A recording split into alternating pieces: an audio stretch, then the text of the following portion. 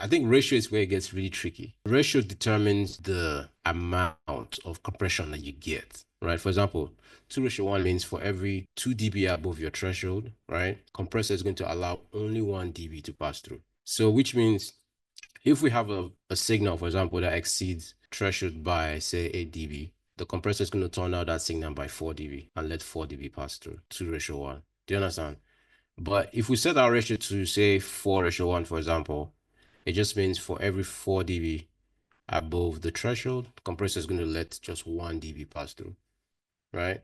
So which means if we have, again, the same signal exceeds our threshold by 8 dB, compressor is going to allow only 2 dB pass through, and we have a 6 dB of gain reduction. Does that make sense?